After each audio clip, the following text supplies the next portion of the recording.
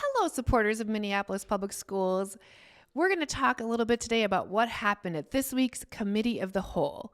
We heard two presentations that were both incredibly moving and really showed the amount of hard work that we do as a public school system.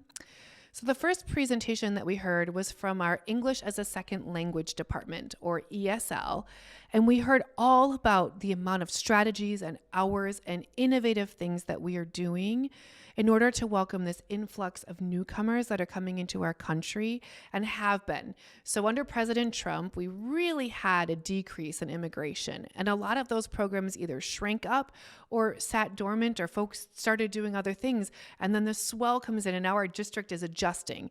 You know, I always think of like a public school system, right? We have lots of rules and regulations, and I always sort of visualize it as this big barge moving down a tiny river, and it's really difficult to turn, right? Because you get bargaining groups and people and lots of things, you know, that you have to talk about in order to make changes. And then there are these moments where public schools have to rise up. They don't have to, but they are the ones who rise up to meet the needs of humans as they come to us. And for many humans that come to public schools, we are the center of like their needs, their meals, right? Their connectedness. And when these things happen, I'm always amazed at our creativity and the way that we can be nimble. So you're going to hear a couple of different snippets for all about the things that we are doing to welcome newcomers, about the amount of hours that we are pouring into making sure newcomers' needs are met, and just like some of the complications. There are some schools, educators and principals that would say that they don't feel supported and they don't have enough translators and staff. And then you're just going to kind of hear about what the district is trying to do to mitigate all of that. I'm just going to share one example with you. You know, so children in Afghani children, they would tend to have like either boys go to school and girls not go to school, or boys and girls go to school separately.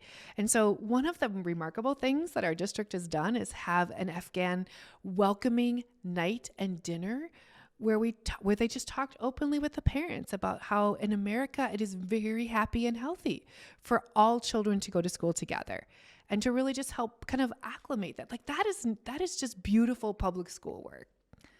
The second part and conversation that we heard was something that Director Joyner Emmerich has brought to the table, which is really a proposal for a study group to provide a year-long study for people receiving special education services and those who have received special education services in the past, to really come together to talk about inclusion, the over-designation of special education and students receiving special education services amongst Black students specifically, and then also to talk about the ways that we can sustain culture within disability groups and let those who are receiving the services or who are labeled as folks having disabilities lead the way.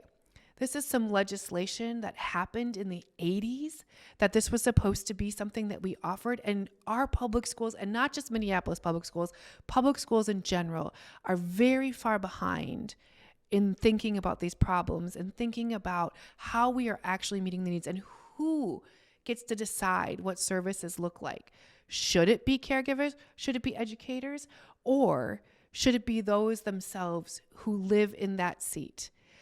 And so while this conversation didn't really get that much time, and there was some tension about that, I'm hopeful, we are hopeful that our school board will talk more about this. There was a couple things that I noticed that, like myself, this conversation for me about talking about folks with disability and special education and really understanding the deep ableism that I was raised in, like a lot of other folks, I'm really working on expanding and understanding. And I really thank Director Emmerich for being in the room and for teaching me and for helping all of us to grow. And so I would just encourage our board to keep having this conversation. Dr. Decca Hussein led the conversation about this, and she read the proposal, and it sounds like we are ready to go forward with this. I can't wait to see what we produce by having this conversation, and I'm so proud of the work that was presented, and you're going to see a couple of recordings of those as well.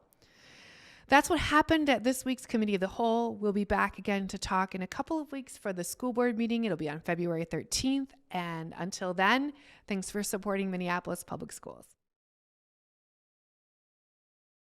In the WIDA screening, this is something that, of course, is done for every student who comes who has a home language other than English, or HLOTE, as we say. And that has been an incredibly intense experience doing this assessment, which takes over an hour per student. So for all the numbers that you're hearing, realizing that that's going on for each one. I always like to ground it in why we do this work. That learning happens in the relationship between a student and a teacher. And any of the things that a family is struggling with and a student is struggling with what you see on there is going to impact that learning and impact their ability to engage with the teacher, but also the teacher's ability to really engage with the student, because we're all empathetic beings. And when you see somebody struggling, it impacts that work. And we need for that relationship and that engaged learning to be as high quality as possible. So we try and take as many of these things off of our families and help them address it. And so I just want to ground it in that's why we do this. Over the last couple of decades, I think we've really built a strong system of supports with school, like you guys have funded school-based mental health in to all of our buildings. We have great partnerships with public health agencies and clinics, but it's really overtaxed with what we're seeing right now. Over the last 2 years, our refugee and resettlement programs have been really rebuilt as we started welcoming our Afghan and our Ukrainian and some of our other Welcome Corps families, which has been great to see those kind of wraparound services coming up. Sadly, though, for many of our Latino families that we're seeing, to most of them, they have immigration statuses where they just don't qualify for any of these services, and very many of the other government services and programs that we have. Thank you. Thank you, Chair. First, I just want to thank you all for the presentation, and I want to thank you so much for the work that you're doing to welcome our newcomers and to welcome their families. I work with a lot of newcomers in my job in Bloomington, and it's a big task. It's a big task, and I'm not doing what you're doing. I'm in the classroom, and so no matter what you're doing with our newcomer students, it is a big task, and it is something that is ever changing. I got 5 new students today. And so it is ever changing. I know that it's ever changing here in Minneapolis, and I just want to offer you that encouragement to keep going. I really appreciate the work that you're doing. I know that we all appreciate that, and I really appreciate this presentation.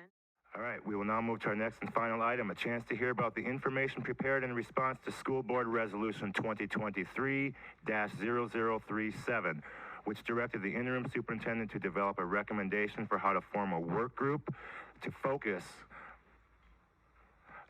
on the root causes of disproportionality, possible solutions to increasing inclusion, and how to provide special education services that sustain cultures of disability. Tonight, we will hear from Interim Superintendent Cox and her team on some background information and recommendations about how this group could work should it be created by the board. Interim Superintendent Cox, please go ahead and introduce this item, after which we will take some brief questions. The suspension, are they suspended more than the general ed peers? And if student is not suspended, so like now, as team of directors, we look at data, specifically attendance and suspension. As you know, special education students are suspended 3-4 more times than their general ed peers. So we look at their suspension data, and if, according to their IEP, they are protected. If a student has a manifestation of if the behavior was manifestation of their disability, they're not allowed to be suspended for being or having behavior challenges that are aspect or manifestation of their disability. So the proposal, the way we read it, the resolution, was looking at our looking in our data and examining how we can stop the over-identification of students, looking at our early childhood numbers, because in early childhood, that's where the students enter into their educational trajectory. And if we're identifying them in early childhood, that's where we need to look at the number of initial evaluations that we get and the number of eligible, compare them to the number of eligible students. Yes, students can be referred, But what are we doing through the MTSS process and the collaboration with our school teams to make sure that we are looking at our data and saying, hey, site A or site B, looking at their initial evaluations and the number of students they evaluated, they're actually over identifying certain demographic, and we can work with the team.